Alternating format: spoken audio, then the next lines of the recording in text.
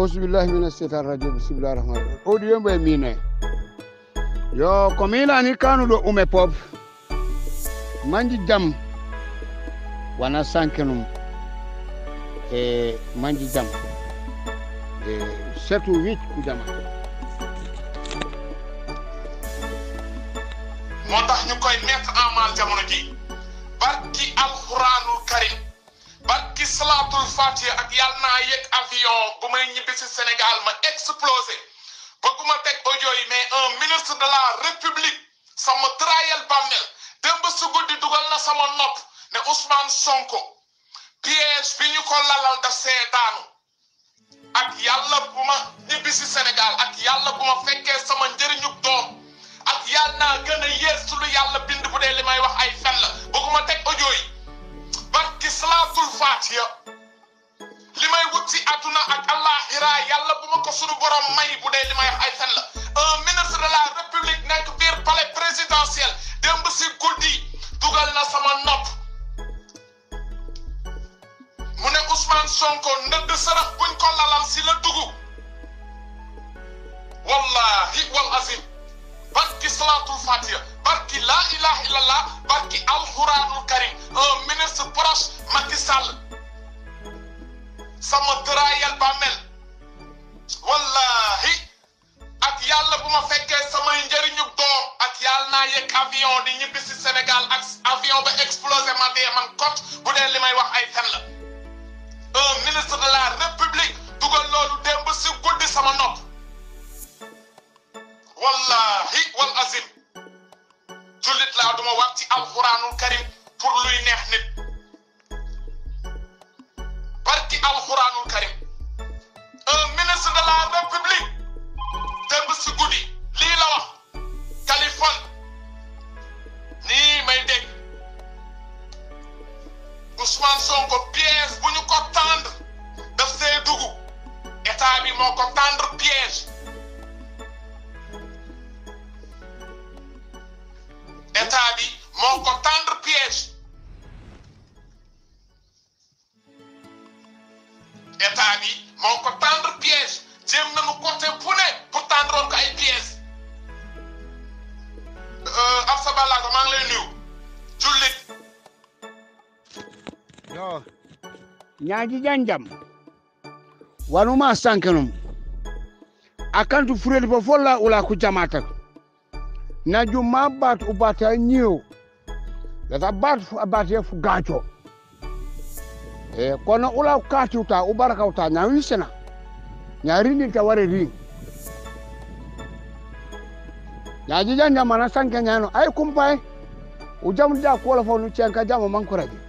parce que ma ko jamata ka jam ton ko la fo jubo bi ko tu jama ja sination sa jube nya jijanja ay no mana sanke nyano makanta jama bara ma jume mara o baja maligana nya mu tudi janja le compound an nya jijanja tudi setu wich e PSL man ko setu yo men e nya endu kono ula kati do la ku jamata nya manje kate woni ba jumbe rek wala e pulu do jani do be Gambia boka kanun 3 years dotna da ku jajo citiyele ko lalan ku safi nya manju buku jabe kan negotiate boy na citu jeju yiragira me kay rayal ya hipin menen nde bayt la kanta ti kore nde musari nyes aw be ka solay nde ceng jak wito mu top citu njeju aw folo aw jikeya aw mount ma ana rongi aw wala sa mana aw ru bebar aw emite wunti fureri fof aw anyile kamfa en anyile kamfa ana sigire boliye anyile akila nuju kos aw politique tu aw furungol nyese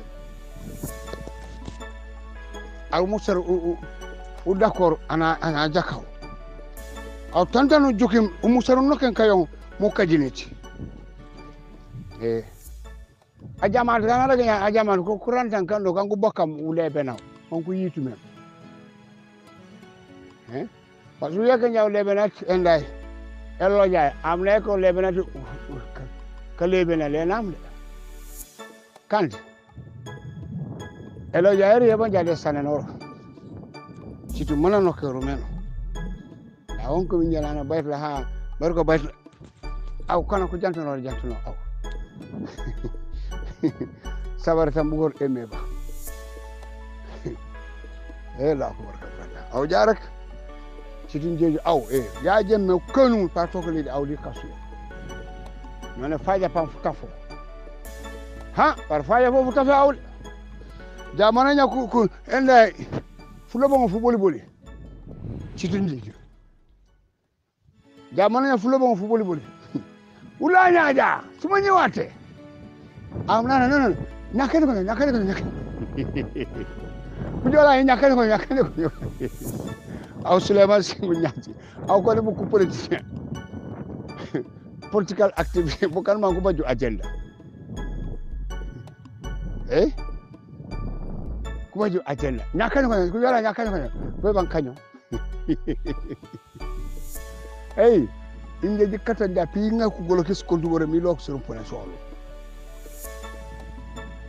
ngedi muy onamuta mu leji mo diyu mu kul meta jamat fo ka sanoro ka sankena ke gar walle ka sabota mu leji musa ji sanke wa musa jila ko problème e UDP leji musa jila ko problème e bali poni so ndi ko dawo men ya furu bona fu boli de ci tunjeji ya furu bona fu boli de wes sedi audio rek a sanke daga ma ci aja fo njeri ya ba sanke hero ko wonu sanke iso man ko ku dodof ni ya je ma wana la ko bakaw fofa awju mu rek furu nga ko putak ani fano mu sano fano man ani fano na sola aw sola man fano aw jawlo mu kot man kana ko len so foro aw e jamba jamu brother Suleiman ani tokoro lefti mo ñomo ni safi mu tu suma ñewate bo aw fingi ne politicien bel mo sero jam ci du maytira ajika mu 1 meter nya awan ma me akeno na pa wala lo me kur feñe bebe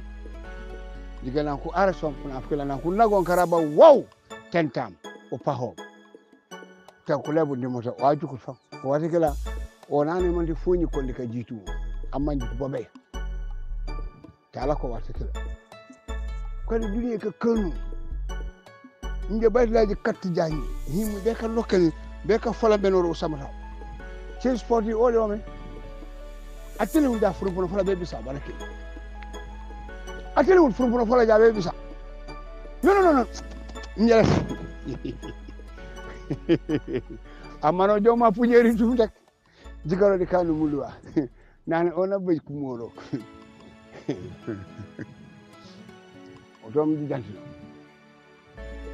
be pare mu ku jamatak ni mamam po manji sal judua fode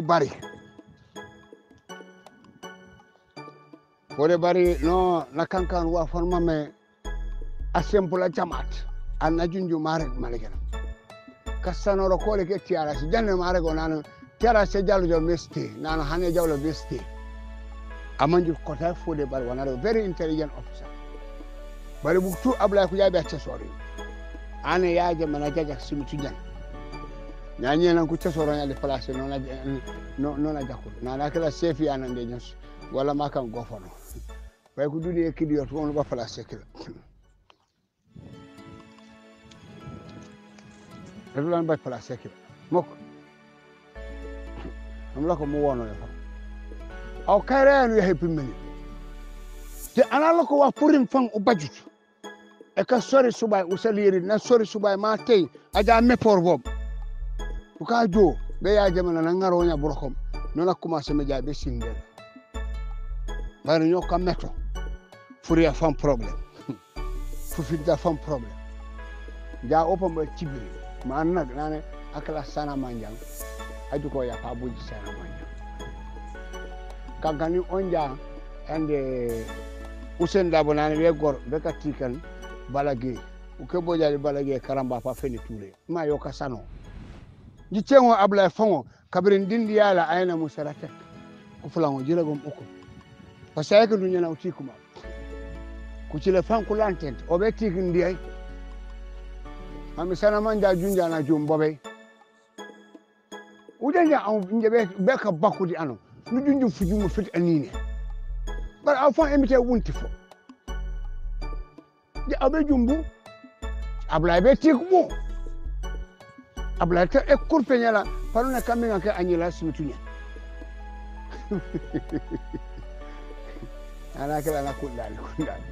kama sen isafa ama jongo le kundala la kubar kabla hanfu gonkuf fe pa nu ngaro kamade ni le elibale seno kane do de kundala sina amudu kundala abonyo kundala onu la ko apurem nonu wawiya du yab kana ko yokola ko e ko beta ye baba dugare ano akani jawa jakaw chamo wajakaw ko fange jak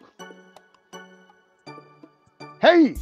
bala be ja ani no na men tap an fano ano sana man be korse be ka jam foro tangong mo tango met watete be terindi diga stablas ma ko jumena someno si photo sola ma ko jumena someno janni ana wone mi te woni yaaje mi te wono wana ro ko wajaka we mi te chamonya wuro ko wajaka we mi te chame ko ne ko ku jufo ko ku wala mo fo mi fi mu yobon ja ko ku jume man ku jelo man de mi te man sakila ban wonu ro ko fuga we chame ja kade ni regi nene funa panji d'accord mola o kade ni regi me jobe suratu Quraysh rasul sallallahu alaihi wasallam la ka fam banku Quraysh Qurayno bari Quraysh Rio emde dio no nene wala lo suratu Quraysh yono sunjale mi te bugdu pankan ko mesel ala ko kankan ko mesel buban kula kormiya ja mo me kula kormiya ya mun kula ko kasano amal banane ma jeja ma fi kiti ndio fi kano ma ko okay diga hajaru flag biara a tem party ya tembe on the flag bearer of the party and the party leader of this congress below nya be senu wokon typical example yokon han mu ko jamata kanya di APRC wa wuju na wuju misilime yeto bar jaak jamata kanka mu kana modi anyo sumbulik the to witness ebele ya jemme billahi wala le du sediya ebele la du sediya muk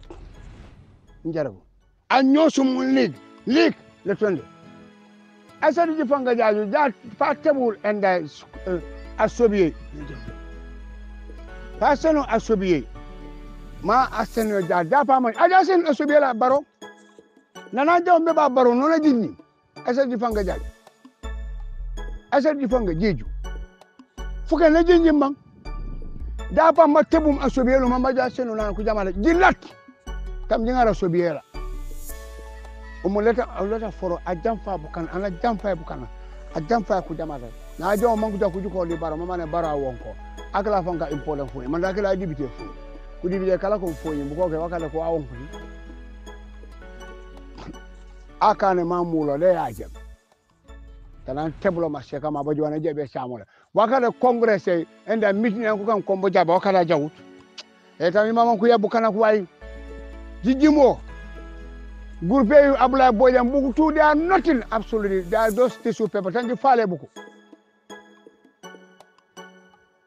e me ba bu groupe tu ku jatwa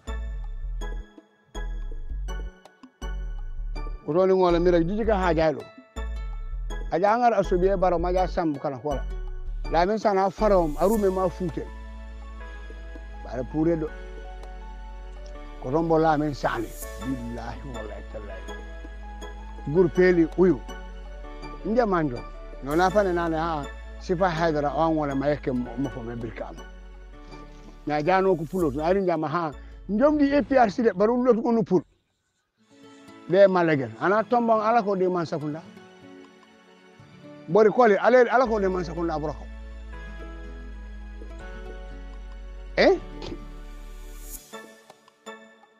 jere ko malegen tamambe yabu kana fon beko ko awni mala wala aw forina fuke na ko jigan kone ayaje me alinoli fogono bundi ya jame bare mi ten tubunto njo panji tokolom bay fla sansan ni mbolom balem muni jikere muni korosem naka furindi fu ban darbe ka cengo adu wani ngole mi rek ano san manjum enile ye juut jak tambu jaw kabendo ke ya jame because population kana be ka jubo be ka faroro wallahi asim la ko muji ke di tele parce que kana be ka jubo ka jupa kan ma me panu jakale hada balinge be pulo nene woni rego me o do be kani e atolo homini na la ko be pule Paris o be jabe Tehran in 1979 revolution Americans all respect otom jikolu ko ka sano bugutuji la ko ma jikere blan ko jumbe jaayeno a jamata abokande bukuli falamatam billa punimisa panone ma tene manjel o gale siene sala ko man support no jana baaji ko manji jana baay han ka tepa ke jamange na rudu tuma wala man kujinya ni bu ko jale ta sali de ta sum ni abla ko jale aw adu ana kujum fu falle na fola fu jakiri mo ngiri kajike diga ja fo ni nge kujum panone ma jija ko Panjira set. Je sansan ni mbola ma nyeba la banji toko.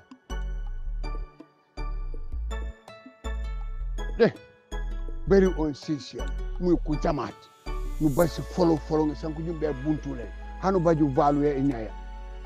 Ana pour support coalition, pour support baro maskulala. Na APRC para beka na congress ole. Nonu jamme kuri batu. CNS studio si lokyo. People like single nyas. Ne ko na ko ba form a party ole. What can they consider their party? Odi chitu.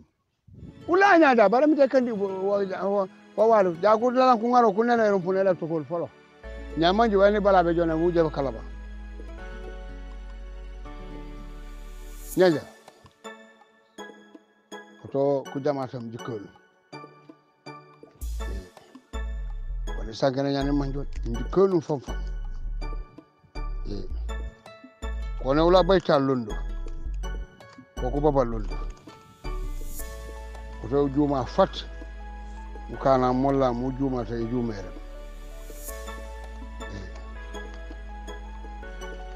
Diga tiara si Demba Sow a cinti Gambia.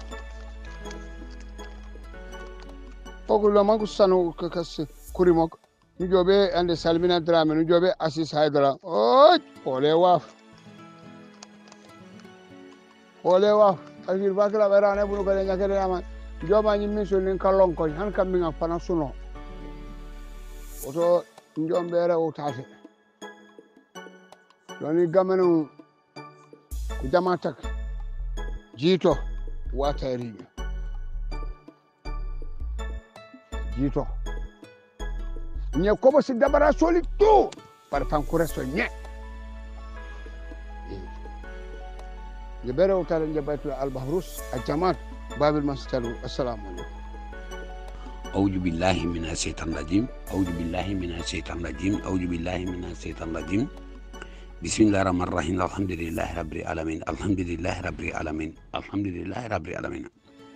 APRC ngolu mbaɗe gambiyankolu mo kendolu fono kede yantol ñimma wulde kara kono ɓe aldana men ɓe surtout kono fof fano ke alñimma si wuli kara kono simondan kontolem min robert sankendo yaya e jambaɓe limman saɓe sidi guine équatorial ala musona dungol an délégation mais an tala jati ken ɓeɓe contonna kana bla gambia be nyaton ko konton paba karton bon jata rambo jata yoba koli amlu nya si duduja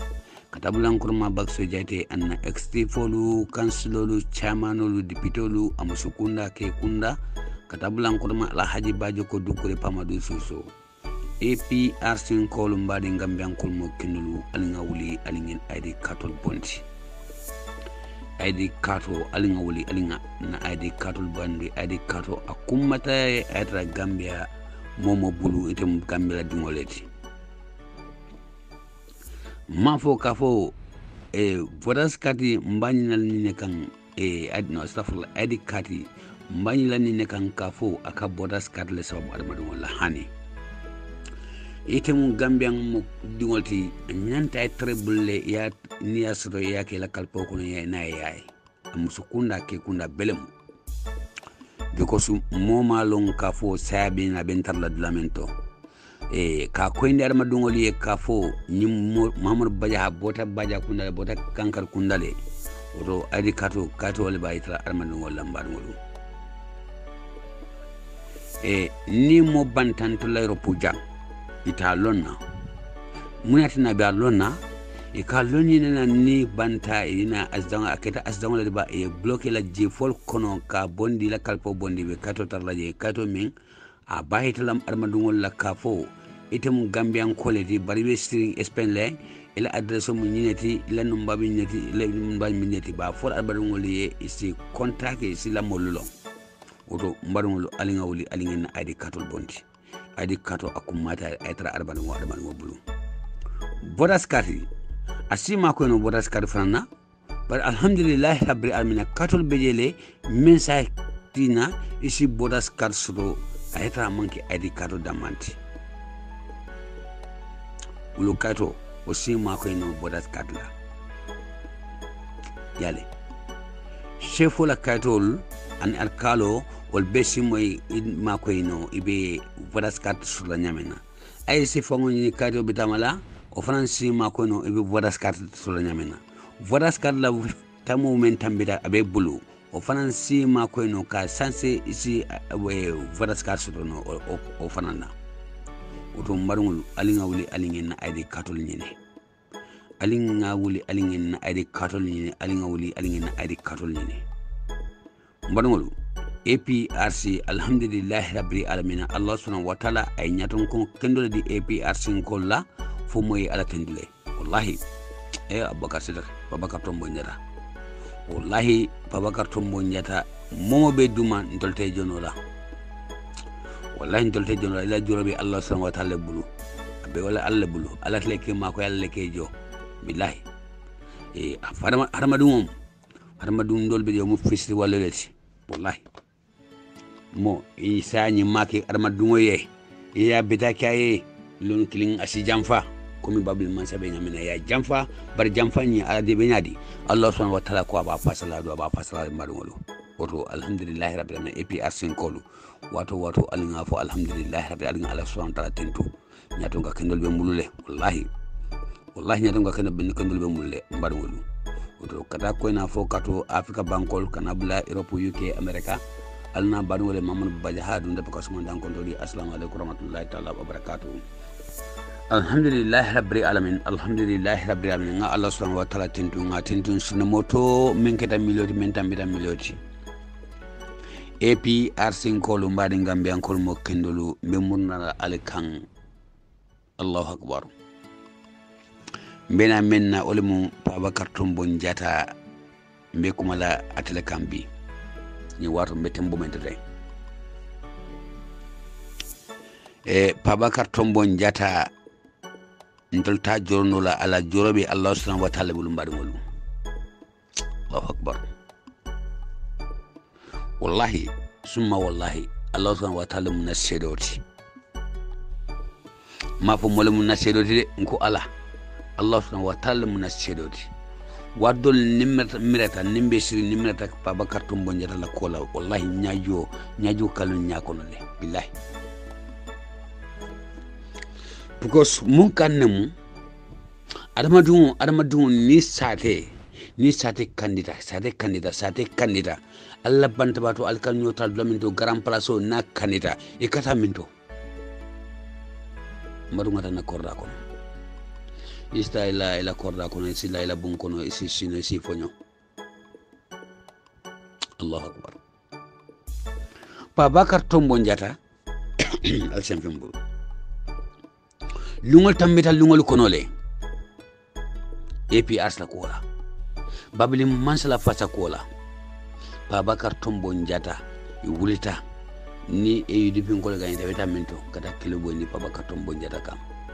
wallahi video de fembulu jang UDP ngolu itara Babakar Tombo Njata la korda dala ka biro fay korda kono mun kannemu ya fayje mun kannemu marungol aldu kare al sekal ne de est ce que ngali ni ka Babakar Tombo Njata korda dam man be jeba hani korda jamal ni ma jema fango de bare men ngatina men dalili atinne tata Babakar Tombo Njata la korda dala ibe brota la ke fayje probablement sala ko pour APS la ko wallahi mbaringolu natara Babakar Tombo Njata mo modoleti wallahi natara la alaslam amam falas baloto natara amansla alala billahi wallahi tallahi Babakar abota atata billahi bare ay jarbe ala korda kon oto mbaɗugol APR sinkol Babakar Tombo Njata alingam tambulo fuloto Babakar Tombo Njata alingam tambulo fuloto Allah subhanahu wa ta'ala abakala bulu taneti nale langa nosina ndi badulu almo fulale bulu fuloke ale amaru muta wallahi kaltala nin kilaye Allah subhanahu wa ta'ala be sembo kala la bulo nin kono ake bulu tanti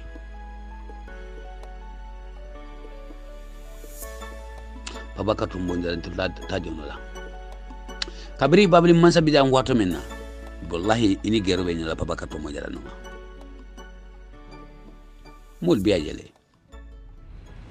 jele mbarngolu abala fa warta de oto APR singol aldukare alake ala nin kilaye Gambia mo kendol ni UDP ngol be nay be nanyato ngo torla alim fanan kanana ndol fanan nada ncha wulindi ka fem fanan nyato ngo o klingol wole oto mbarngol alin nyanta ngo bulale fes ay bo national moto kabri babli man sabida Babakar Tombo Njata be keleto hani say alhamdulillah rabbil alamin ya bulale say because ya tulen ka fo sembo Allah subhanahu wa ta'ala tonyani abi Babakar la bulu aba fasalale wala tina ni jahiliya be bula oto APR sinkol aldukare alingen na nyato ngol muta Gambia mo kendolu aldukare alingen na nyato ngol muta mafo ninko nyato ngo alhamdulillah rabbil alamin nyato ngo sifa setal de nyato ngamo nke mbakela alaya batula alaya Allah subhanahu wa ta'ala fango mento mbaya ake nyato ngoti mbole mare mafo setan la nyato ngol de setan la nyato ngol ol bejele ol mantra EPS kono wallahi adu ala to fasala ol setan lebe ol fasala fay ole mal de oto mbari EPS ngol mbadi Gambia ngol mo kendol hal ngina nyato ngol muta Babakar Tombo Njata jatolem billahi wallahi Babakar Tombo Njata wala dinan ko wato mbafala babili mansa la gine e kotralto yesino fenne be ko ma Babakar Tombo Njata wallahi wala dinan wardol ngafo Babakar Tombo Njata la yesino ngotoma Alhaji Bajo ko dukren do la yuarara wala be ko ma wallahi momo ko APRC babula la Bajo ko normal do la yuarara alhamdulillah rabbil alamin inshallah Allah konton robe bena alikan assalamu alaikum warahmatullahi wabarakatuh ala bado Muhammad Baja Spain alhamdulillah rabbil alamin APRC kolu mbaɗi gambiyan kolu nga Allah subhanahu wa ta'ala tentu na sondo moto men kita milioti gambiyan mo kendol nakuma bi abe sutela dumandi bena men kan olemu APRC kolti ani gambiyan mo kendol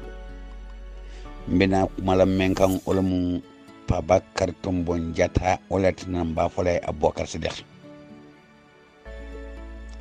mumino le mu aka tonyale fasa tonya fasa mbe ya jenyala oto mbanolu alinga bula Pabakar Tombon Jata anoma alinga Pabakar Tombon Jata ta santo hanala sungol kana banko nyima mbanolu Pabakar Tombon Jata ya jameta santo wallahi walatina babli mansang ayala partoni aya kalfala mo jama be gambe de bare ayateleje aya lonne idi membe do ko la sanji moi ibaju kolona de wallahi billahi ya jame Pabakar Tombon Jata aya ju kolone aya lonne ka fu adamadi ngole mu akasda alala akasla armadi wala hakola wala mu adamadi yati wallahi billahi wala mu adamadi ngoti dunya kono fulakara alabe mako lale akasla armadi wala hakola oto mbadi APRC kolu mbadi ngabian kol mo kendol alinga bula Abubakar Siddiq na mamen kera Pabakar Tombon Jata anala extrifol an councilol chairmanol deputol APRC dungol be oto alinga ta santo wallahi ko armadungo iliota Pabakar Tombon Jata singoto ateba fale yam fembul omo sifa silala wallahi momo ya toro aba fala ite yam fembul abuke toro tilka toro isa toro la dala isa toro la bulola isa toro la sungola abebeta oto mbarngol alingen hakkiloto ni mosifato wallahi billahi ni momo ko ibe ñu nekkelila ha ina la lemu wallahi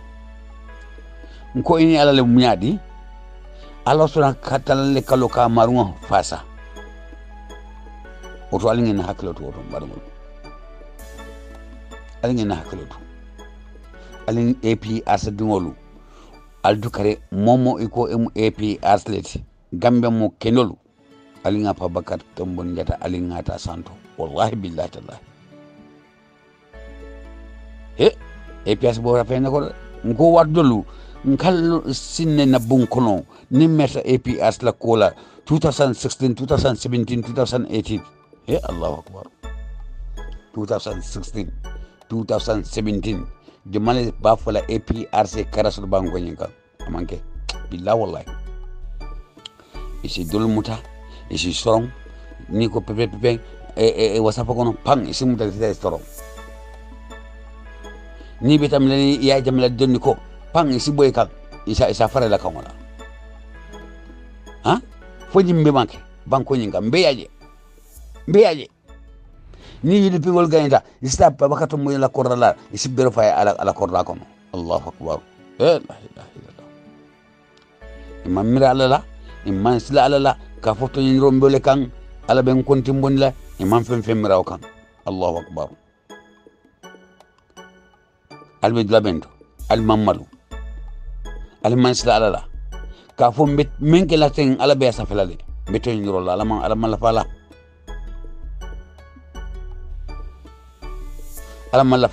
wala tina Allah subhanahu wa ta'ala fo ako adama dungolu ateni jongo tema ni fenki Allah subhanahu wa ta'ala ni tubita asiam fe bulu bari kana fola nyam ka fala dale yaji hani je adama dungo fon de adama dungo fon ibe palaso mento ni fula nyam ka fola de ake torle saka Allah subhanahu wa ta'ala bara ko jongol altema buka yam fano altal damman ne ka yam fanyoye afo de kati ngani ne kenya yam fembulu isam fembulu barni man yam fay dunia la kara fe ne be jede ali nga sala wala oto Babakar Tombo nyare ya toyile ya toni ko kan Gambia kono wallahi billahi tallahi bara jube a jube adama dungon ni be dilato ini ala etraje wallahi billahi et puis arsingol alni alalem because nanya ton kol ya bula alal noma ya ke ala ya tuwale ala be fasalale wallahi billahi tallahi mo son tawla mo sola ala be fasalale natra et puis arsumum partolati bakota kono mammo kendo sodo mammo mino sodo nyato wallahi partoni inte fasalaja wallahi ndala fo assalamu alaikum warahmatullahi wabarakatuh mbal kontonna mbal tundula mbal jayla inshallah ni Allah subhanahu wa ta'ala sonda Babakar Tombo njata ala awde be bulu yang mbaje ndana formo kono ni hanna tabe formo kono ma haje soto ka fo ni ngawde abe formo kono hani ni awde ngala moy kuma ni is very important sakana nyatonko nin kacira okan mbe fran natilale pour nga samban awdol noma inshallah ni Allah subhanahu wa ta'ala sonda assalamu alaikum warahmatullahi ta'ala wabarakatuh alfanaya kol ya kol ni fana kere ya itani anu tumarol min kate mol min manda ko nyaati ke fay mulkam ngi tandi wokumba yata bak musol dunna bengolem oto musol nganta musol ka fatiya biya mola bak ni be damen to katrawol ngami lambe chance di fana yela kumol foje bak ni wo botaje yen drinks ni fonko ngame wo munyo horomol bara manjarante ma wala sai politiko be nyame ntilafta bin nyambas la kol be ko ulen tul dammal APRC funga dunyo kasida nim mol siata habete keno la mo kendo anu tako politiko isi kan lela isi neng isi mol takindi yola ko isi ilal fere kenna mi yalon ko isu bondilo hawe kelal dron wobe tula jele dron bare munema ma boroti wole min yalon ko ngani ya tiol lem ha nan kam fay ñola kumol la kek ko kuol dino yankuba ya fu janni nyimbata min ba kan ken abe kadu saymu jihadol kabe ya jana boda jan diya o ketal no anu jamal be jang wala man diyamo wala man diyato wala mo jama be participer kam bi wala be diyade ko ligi wala be jele drum bari be la hajol sayne wali e fa min yaadu gomo jama batatal albande gatala ko ko yo so mbolo jam so ndilafta APRC ninga programme ol soto wala nga nyati din kayro la drum mol fi dija lafta min senend la molla wala mu ngenti ko ntenina executive banko kano yaya jamme kano APRC kano anin Gambia dingol kano wallahi o damale go ni wonde nu nten dakala je ni ngate kamin fo be kodo nyini kam wotu mon to fana be marsare mbaki wotu mo fanjamale wali ngam kodi mak so laftanga mol hakilo sabaten duwal malaika ten kon ci kacano le ngamira nga kumuta yara fang ngam mutan tole fe wala tilinta mantul ni nga kala mutan bayela mandela manke malaika you know andon jama kala fi minna wala mu participate wala mu mo krim ka kan ko tan tanyo kan fenkele funga lo mile beto bari na bi camera li nakuma klim moy audio to kabe mo tabi camera li iko APRC fato mine yankuba ko nimol yesi ka sile ni ko wolte wuli iko APRC sai borte la foke ko ngol takmi yoka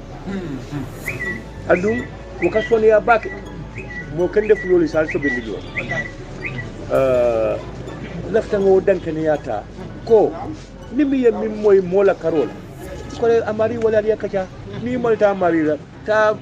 doya wo fanan ne ya kacha ha nga yam fa ñoo fa ne ñoo ko makuma ro bu ka bay hada ma dugo dol bi ni ci da ko makuma ro do mo be je abante ci ñaarote ka cala diyata do nga kudol ha bari wo manke tiñarote bari nin ko poriye ni ne kan nan tabulala ni fanay ni ne kan nan tabulala kariyen nen tatu laji oto nyantam fu la politique wala because ka min be politique wala minimal la fin nan ko lena so wolle nen wolle ko be ko bari butumo momo inira tara dulale patio ko momo isiya de ikana luwol to ita jibiro ko to ita salo to jani be na pour ko so lafta ngo di back andung Brikama, to be honest, Brikama mo start bald and APR single min be Brikama katala balle under very difficult circumstances. Brikama mo typical yankallem ganam kollem fonkon kollal hako boyndi wolle be fantaringe andum ka politiko ko wol kono ka fenta nyama ni man sabaroni wakkilota ye alamota be kol yalan so ndol simmin faali do wolem al sabarota nga ñomuta nga ñora way nga ñen dol ni ñi fonkol nge filije to nga ñaatli min nga ñaatli gal ala dam mala bala office mbe kala ten ko kunun ne ko kunun ko amad bayi ko no abin yabna dalo obani dia kuma fol wallahi ino man kun wala amanke alat min bata fan kunna malo saba min be kala malo so wo mo sifalu ike jabile yenya kasi so laftal ten la bake anu I am happy delegation min nata jangam bolu min je I am happy anu ngamira we can do more bari alanga kata fananga na mulla card atonde members ID card nyini na pole olumo sibano dole ko nyeko e dimusol be futu wala kasama ni wol nata be kala card dide ka ko understand you know Gambia luwa e min tandi wala min to nin dimuso tata futu wala dawda afuta momoy asnanole ay register ay mut adigmo famo mi a soto je mi ya lon ko tumon wana man na jam bo famo asnanole ay register jang ay ta sakatuma atako so nin tedimo boda jata ta tubabu yes all right nanan ka fen ndi muso na boda jata ndu muso ngantalo no ko ya jamelo kunum di muso ni fuduta mane tuba mane la moy min man ci gambian ko di mbuka ci gambian ko ci odam male kam wani muso ni banku dola muso ni adi moy ci gambian ko bare muso no dal fuduta mana ñun tumaran tol al dum bu ka ya jambe do muso sen men du yaka so dole kam wuri jang wala na metin dole muso dole wuru tan kay ko ni may hakku de ala ko ya ni ga do futurin mane dingo abe cibir la jang ko wala ala ni yaya jang so mbal tentula bake FJaju mbal kontonna ila ka fo mol fat sonko ibexle enen ko mo jang seni sonko al-sali hakilo dum ibexta he is very hard working but domorol mala problem na malla na la bago samana nimman domoro gi be dala skema dira aba ko no wona si mburo beje ya fanan ye aliaje le mi ko do min dinna to ndi fon dala si wilu tallu dala si wilu tallu yo wala samana solo mariya min samana ko iyu braj wala baban din tal na la kafo mo wala jansa dala si wilu tallu la pour ñing kama ngamira be nal tada bi kama ni dula albe bil bodol ni sign bodol jël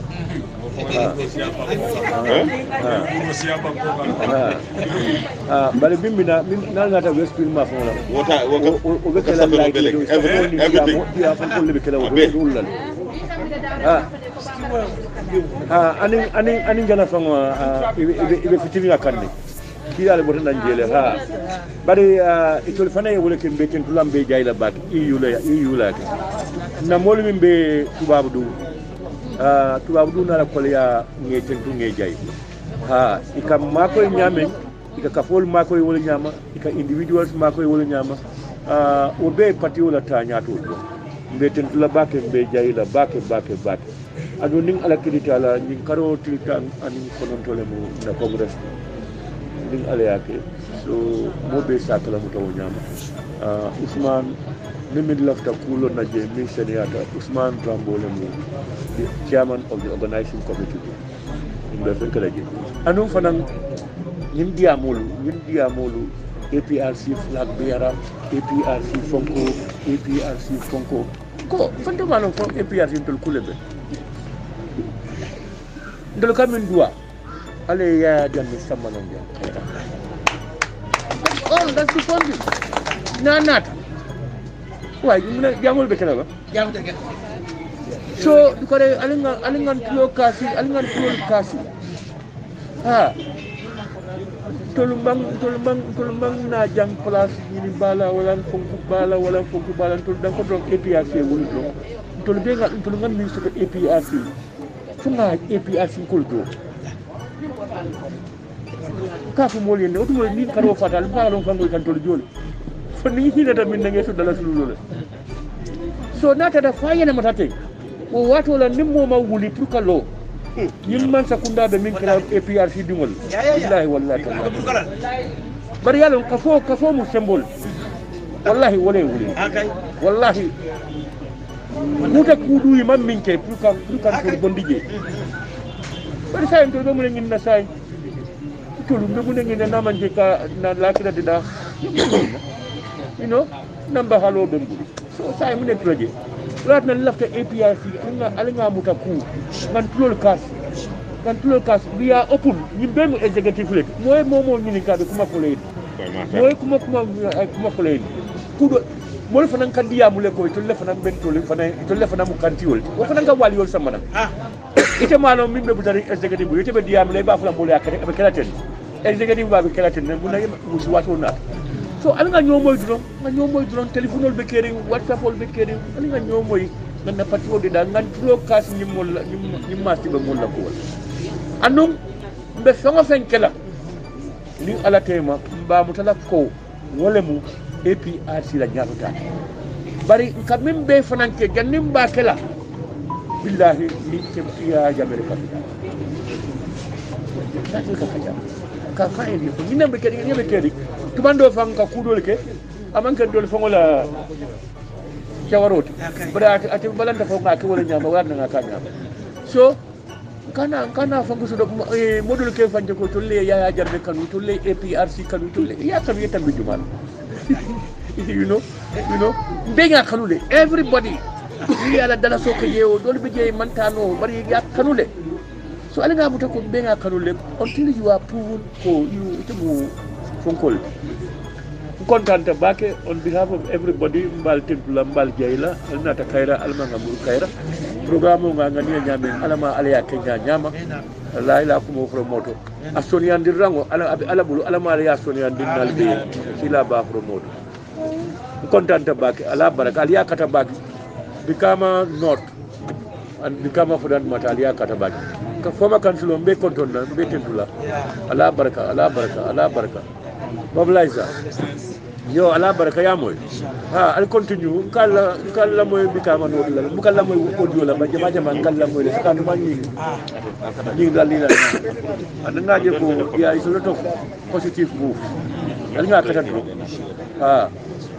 jongoni la so do fongo tema dron katole beka so to ni so to baliya wo man satallata thank you very much master be tentu lambe